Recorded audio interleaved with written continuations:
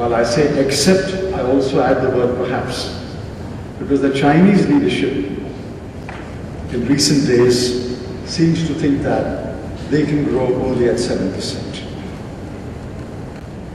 While China's growth has been revised from the earlier forecast of 8.6% to a little over 7%, India's growth has been revised downward to between 5.5 and 6%. Yet, and this is the important point, among the large economies of the world, India is still the second fastest growing economy in the world.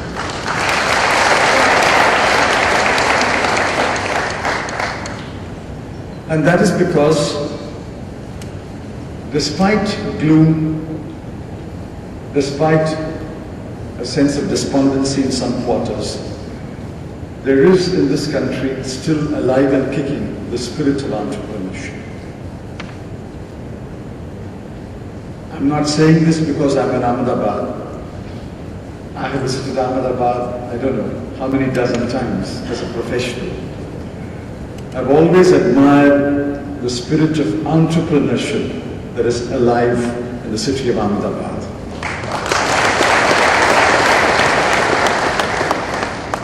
Everyone here seems to be, or everyone has, an aspiring businessman inside him or her. Everyone has a spirit of entrepreneurship here.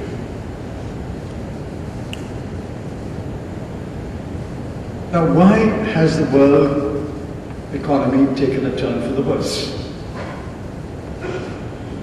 Nothing can be attributed to the developing economies. Our regulations did not fail. It is the US and UK and European regulations that failed in 2008. Over 1,000 banks collapsed in the US alone. Not one bank collapsed in India.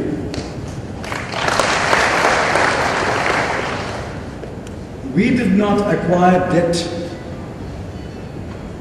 totally disproportionate to our GDP. It is the so-called developed countries and advanced economies which accumulated debt several times more than their GDP. We did not allow our fiscal deficit to go out of control. Although our fiscal deficit is a problem, we did not allow it to go out of control. It is the advanced economies which allowed their fiscal deficit to go out of control.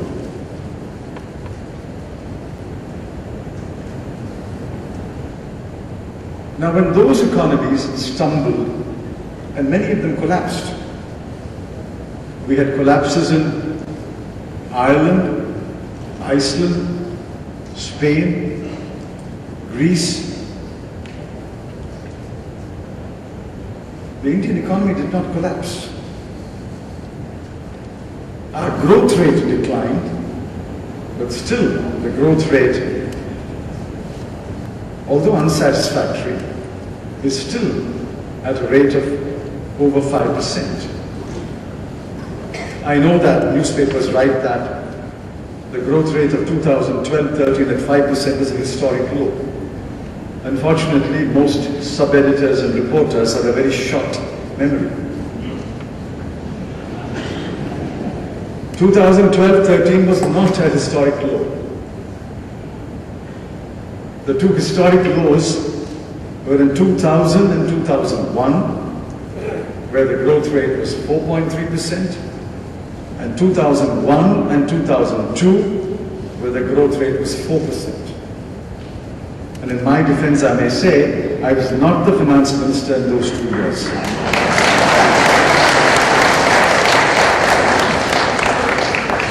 I think you should jog your memory and ask yourself, who was the finance minister in 2000-2001 and 2001-2002? The point I was making is, and this is a serious point, India cannot remain unaffected when the world economy takes a downturn.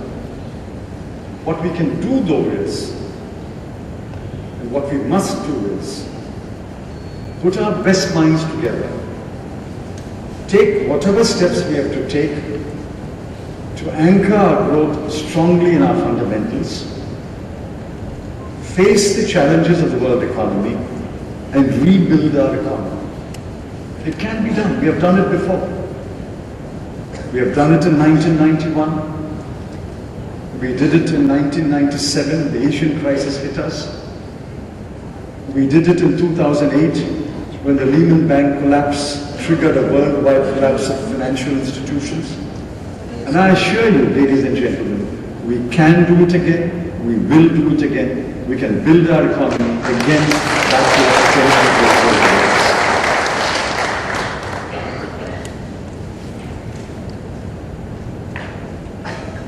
We are affected by three things. We were affected by three things, and these three things are constant reminders to me as I begin my work every day at 9 a.m. in North. The first is the fiscal deficit. When I returned to the North Block on the 1st of August last year, and I made a statement 5 days later, I candidly admitted that we had let our fiscal deficit go out of control once again. In 2007-8, we brought the fiscal deficit to below 3%. But thanks to the three stimulus packages of 2009 and 2010, we let it go out of control. But I promised that we will rein it in, we will bring back fiscal consolidation. I promised that at the end of the year, I will contain the fiscal deficit to 5.3% or below, as recommended by Dr. Kelkar's committee. When I presented the budget, I was able to tell the world we have contained it at 5.2%, and when the actual numbers have come, we were all pleasantly surprised that the fiscal deficit has actually been contained at 4.9%. We are on the path of fiscal consolidation, and I assure you, we will remain on that path. These are red lines, and these lines will not be breached by the government. The second problem is inflation. Now, the inflation debate is always a very controversial debate. Any statement can be turned and twisted. For example, I made a statement a couple of days ago in my constituency that why should people complain when we give a higher MSP to farmers? How many of you will support a higher MSP to farmers? I asked my audience. It's a rural audience. Practically everyone raised his hand and said, yes, we want a higher minimum support price. In the last 9 years, we have raised the minimum support price by nearly 700 rupees per quintal for paddy and wheat. In the previous 5 years or 6 years, it was raised at an average of 10 rupees a year.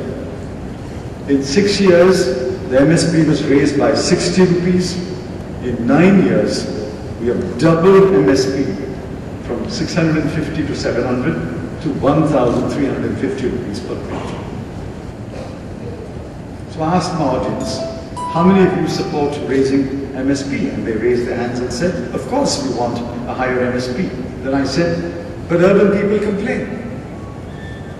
The urban consumer complains that rice is costlier, wheat is costly. And I said, if I raise MSP, rice and wheat will be costly. The one newspaper said, I slammed urban consumers for protest. Any debate on inflation can be twisted. Any debate on inflation can be distorted. So my appeal to all of you is, let's debate the question of inflation dispassionately and objectively. There is headline inflation, WPI inflation. It was 9% and more a year ago. We have contained it to below 5%. Headline inflation has been contained by a tight monetary policy and control on expenditure. Then there is CPI inflation.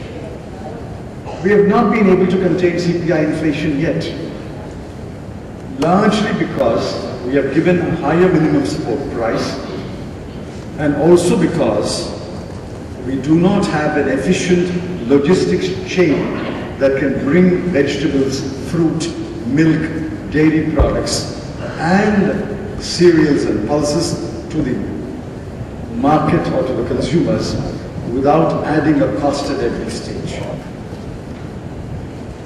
And thirdly, there are supply constraints. We are doing our best to contain CPI inflation, but I concede that CPI is still unacceptably high. Then there is core inflation. Core inflation is measured as non-food, non-oil. Core inflation is at the lowest level in the last many years. Core inflation now is virtually zero. Manufacturing inflation is very, very low, I think less than 2%. In several sectors, manufacturing inflation is only 1%. Therefore, the government is determined to contain inflation. We have succeeded in containing headline inflation. Core inflation is well under control, and we are taking steps to deal with CPI or consumer price inflation. It will take time, but with supplies increasing, consumer price inflation will come down over a period of time. But we should not grudge our farmers that extra 1 rupee per kilo of rice or per kilo of wheat. Bharat may refer to a book that contains a compilation of my articles. One of the pieces I wrote was, we should not grudge the farmer 1 rupee more for a kilo of rice or 1 rupee more for a kilo of wheat. Without the farmer producing 260 lakh tons of grain in this country, we will be nowhere. Is there any country in the world that can produce the wheat and rice that we require? Is there any country in the world that can produce the pulses and the milk that we require? There is no country in the world that can produce food to feed 1.3 billion people. We have to be self-sufficient, and the only way to be self-sufficient is to pay our farmers a reasonable price, a remunerative price for their produce. I know this won't go well with an urban audience, but please remember, everyone in this audience who's a consumer must remember that he's able to get wheat and rice and pulses and fruit and milk and vegetables because of the toil of our farmers out there in the country. And we need to salute them as we salute our soldiers. I think the two hardest working people in this country are our soldiers and our farmers, and we should not grudge our farmers that extra rupee, which alone will give them a certain dignity in life. The last concern, the third concern that I have, is a current account deficit. Now, unfortunately, the current account deficit has never been debated in this country. Most people don't understand what the current account deficit is. Put in simple terms, the current account deficit is the foreign exchange that we earn minus the foreign exchange that we spend. That's a very simple way of understanding the current account deficit. If I earn $100, but I have to spend $160, my current account deficit is $60. Now, how should we fill that hole? I think it's Dr. Bimal Jalan who said, the Reserve Bank can print currency notes in Indian rupees, but we can't print dollars. We have to earn those dollars. And if you don't earn those dollars, you can't import. We import oil. We import coal. We should not be importing coal, but we import coal. We import edible oil. We import some pulses. We import electronic goods.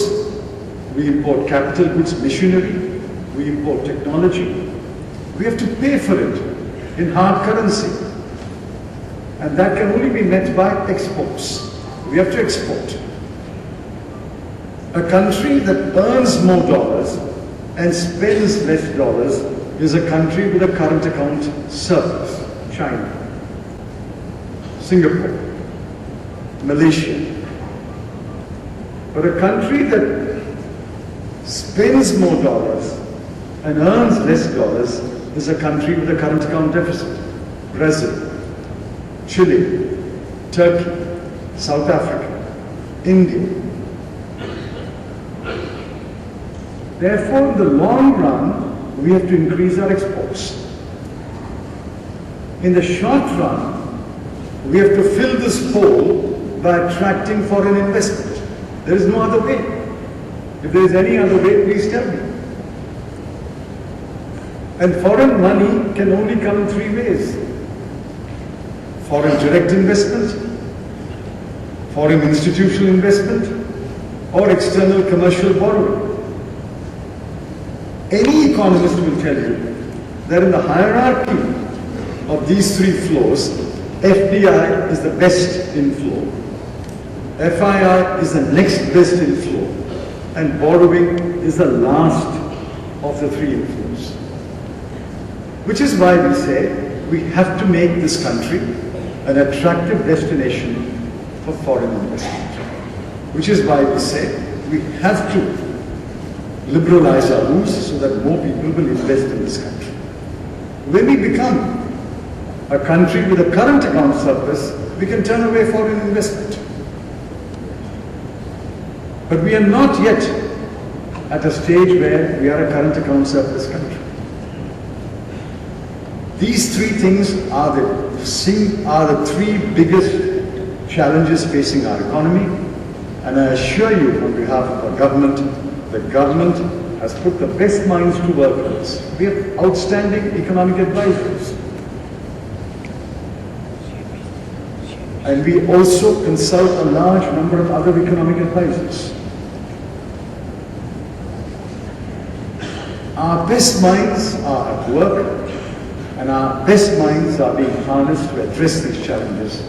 And I'm sure in the current year, our growth will be closer to 6% rather than last year's 5%. In the next year, we will go up one run to 7%, and in the year after, we will realize our potential growth rate of 8%.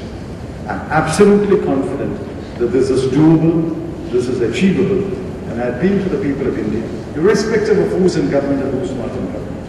I appeal to the people of India, this is the path we should take. We should not swerve from this path.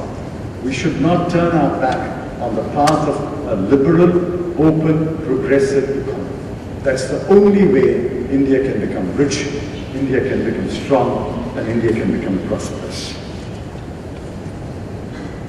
There is today a fascinating debate between growth and equity. In very simple language, it's a debate between two titans, Bhagwati and Sen. I know both of them. I admire both of them. Just as Dr. Amartya Sen deserved this Nobel Prize, I think Dr. Jagdish Bhagwati also deserved the Nobel Prize for his outstanding work in trade economics. The fascinating debate makes for good theatre, but the content of the debate is also very interesting.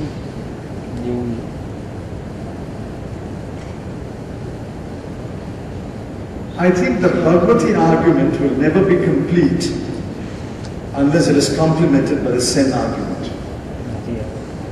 And as far as the developing country is concerned, we need both the Bhagwati argument and the Sen argument. India can never be a truly happy and prosperous country, embracing all of its 1.3 billion people, unless our passion for growth is combined with compassion for the poor.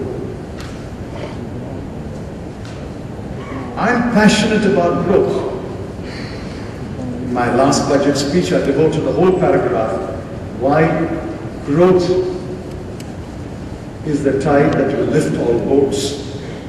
That growth is absolutely necessary to lift a country. But I cannot but be mindful of the fact that the passion for growth must be combined with compassion for the poor. There are a large number of people in this country who are still poor, and we cannot tell them, wait for another 100 years. We cannot tell people, wait another 5,000 years for electricity. After all, you have not had electricity for 5,000 years. Why do you need electricity next year? We can't tell people, wait another 2 generations for a child in your family to go to school or college. After all, you did not go to school, your grandfather did not go to school, your great-grandfather did not go to school. What does it matter that your child and your grandchild also want to go to school? Wait a couple of generations. We can't do that. Therefore, our whole construct of an economic policy is incomplete without the element of compassion. I support Dr. Bhagwati when he says we must have a passion for growth. But I even more strongly support Dr. Sen when he says we must have compassion for the poor and address their concerns.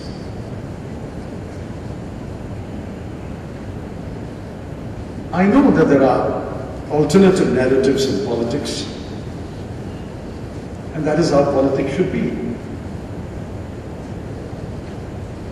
If one kind of narrative is espoused by one leader,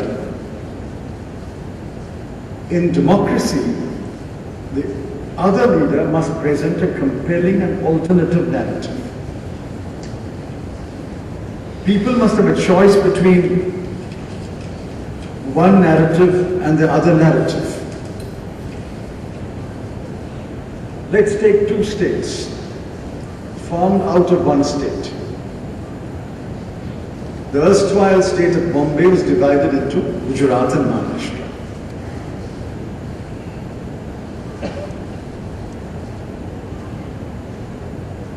Now if you look at growth rates in the 11th 5-year plan, Maharashtra grew at 8.58%, Gujarat grew at 9.51%. Not a big difference, but there is a difference, tilted in favor of Gujarat. If you look at agricultural growth in the 11th 5-year plan, Maharashtra grew at 2%, Gujarat grew at 6.65%. If you look at agriculture and allied activities in the 11th 5-year plan, Maharashtra grew at 1.92%, Gujarat grew at 5.63%.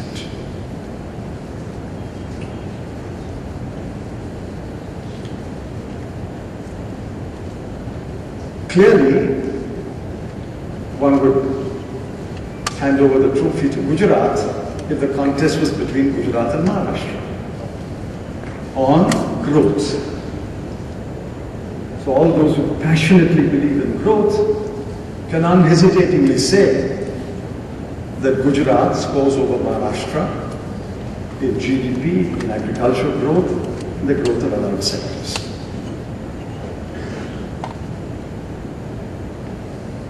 But if you look at infant mortality rate, Gujarat has an infant mortality rate of 44 in 2010-11. Maharashtra is 28.